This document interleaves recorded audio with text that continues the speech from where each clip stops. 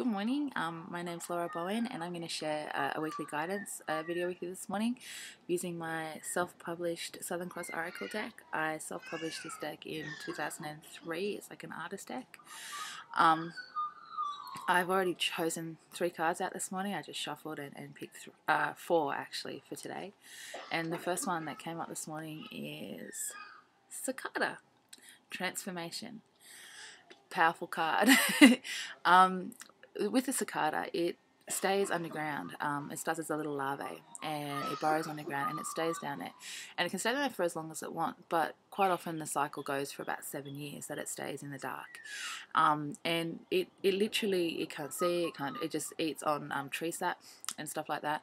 And then when the ground heats up enough, in summer, quite often it's around December, January, they hatch, they come up in their little shells, they cling onto trees or plants, and they hatch like a butterfly, but a cicada, and they fall out, they have to dry their wings, and then they continue up the tree quite often to join with its family, and they're very loud, they vibrate, their little abdomens vibrate, and it makes a humming sound that's quite loud. If anyone knows what a cicada is and has been around in summer when the cicadas are singing, it's an amazing noise.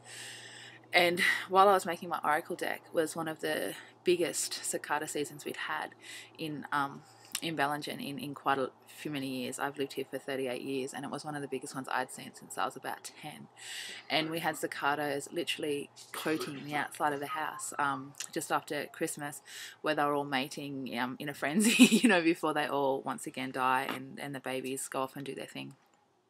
So to me, cicadas represent not just transformation, but the process before the transformation, that dark period where often we feel alone and really not sure of what is happening and not even sure if the direction we're heading in is the right one. We literally just do the day-to-day tasks. We get up, we try and remember to eat, and we just kind of try and function each day as this whole transformation process happens. And then next thing we kind of get an idea that, oh, it's the right time, and we just blossom, and all of a sudden we're out there and we're singing our song and we're using our voice and we're transformed into this thing that we always knew we would be.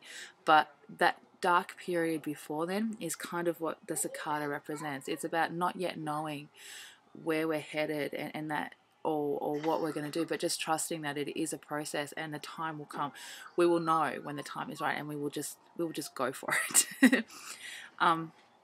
The next one I chose was one that I think actually came up last time I did my video, which is Waterfalls. Now this card was drawn with the 2 waterfalls here, representing the Dorrigo Plateau up here, and there's 2 twin waterfalls that tumble down the Dorrigo Plateau into the Bellingen Valley, and then this is the river that comes out towards the sea at Urunga, the river mouth. So that was the inspiration for that card.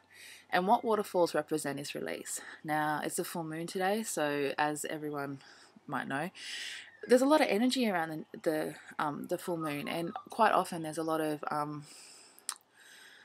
energy that we're not quite sure how to let go or express, and what waterfall reminds us is to release it, whether it be by grounding, by going out and laying on the ground and letting the energy flow through us, or whether it's through words. If there's stuff that we're bottling up inside, or there's things that we're not quite sure how to broach with someone, I wouldn't necessarily say, you know, go out and confront them today, because there might be a lot of energy behind you that you're not thinking, but you need to talk about it. You need to make sure it doesn't get to that outpouring of emotion that can kind of just tumble out and can be quite harmful. You need to try and make sure that when things come up, you talk about them gently. So you need to release them. You need to say how you're feeling. You need to say, to let out all that energy that just kind of bottles up and makes you feel uncomfortable. If you start to feel like you're being blocked, then energy will start to build up behind that, and you're going to find that you're not going to be able to let that release out without it being a bit destructive. Whether it be that you don't know how to say no and you take on too much stuff and you don't know how to ask for your own time out or how to look after yourself, or it could be that there's someone that you often don't say how you feel because you know that you have a differing opinion, but it's kind of getting to the point where you feel like your opinion's never heard. What the waterfall suggests is that you just let it flow, release what you're feeling, talk to people, be honest about how you're feeling and what you can cope with, because if you do wait for that big tumbling release or that big outpouring of emotion, then quite often it does a lot more damage than it would if you were just honest about it before it got to that stage. The third card I picked this morning, which trails right on from the full moon and the waterfall and the release and the energy, is the moon. Now, the moon, its keyword is secrets. Now, the reason I equate moon with secrets is because the moon cycles. It goes from a dark moon with nothing in the sky, waxes up to a full moon, and then decreases back away, back to the dark moon, and then new moon, new cycle. Now, in a lot of cultures, the moon represents the female and the sun represents the male. But in my traditional culture, the sun was female. She was fertility and warmth and everything you needed to live. And the moon was masculine. It was secrets. It was it had a certain power and control over things, which was seen as more of a masculine thing. So with the moon and secrets, it's about uncovering all those layers that we have. If we think of ourselves as the moon and cycle with the moon, then there'll be times when we need a little bit more. We need to show a little bit more until we're fully exposed, and then there'll be times when we need to draw within and pull back and center ourselves right down into our dark center.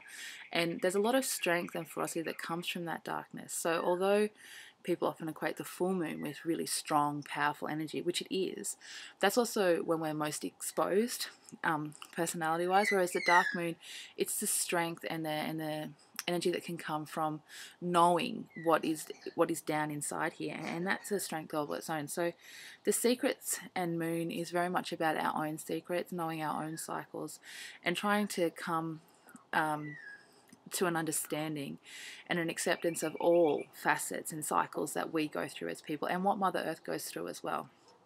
It's got a very seasonal kind of influence as well. Lastly today, I've got the sea turtles. I wasn't surprised at all that I pulled this card, because we're actually in the process of packing up our house here to move off the hill, and we're not sure where we're going yet, but we have a few houses that we've checked out. Now, sea turtle is about travel. Now, it can represent travel interstate or overseas, or it can just represent our journey, the different places that we come into contact with. Sea turtles travel everywhere. They can travel amazingly vast distance, and they live for 100 of years. But they also always return to the place that they were born to lay their eggs, and their babies will then do the same thing. So with the sea turtle, I'm currently living very close to where I was born. I'm 3 houses down from the house that I was raised in. So I'm moving off literally my childhood hill. When I moved back here 4 years ago, it was a really deep experience for me, because I wanted my children to see the kind of childhood I had. To be moving away again at the moment, I'm actually kind of excited, because I feel like what I had to achieve here I've done. I've created my oracle cards exactly in my childhood environment, which represent my observations of the land that I grew up in. So it was just perfect timing, and it's perfectly done. So I'm actually, the thing with sea turtles as well is that family connection. Sometimes we feel a pull back to our family. Sometimes we feel a pull to a certain place, a certain country, and you have to trust that you won't always know why that is. It could be in your DNA. It could be a past life. If you feel attracted to people or places and you're not quite sure why, just understand that sometimes there's external forces at work, and we don't always know everything, and we can't assume to. So the sea turtle's message is just understand that there is a natural pull, and there is intergenerational hereditary kind of knowledge that can be imprinted on you at birth, and you don't always know what that is. I'm not sure if you heard, but I have a lot of magpies here this morning, and they are singing just down in front of the trees in front of me here. So that's one of the things that I think I will miss the most when I move, is the wildlife right at my front door. But I'm pretty sure that with my oracle deck I can still keep in contact with them whenever I want. Thank you so much for joining me this morning, and I'm not sure when I'll get my next video up. The next few weeks I think are going to be kind of crazy, but then I look forward to meeting you all again and sharing with you again as soon as we're in our new place, and I'll be able to fill you all in on what's happening then. Have a lovely day. Bye.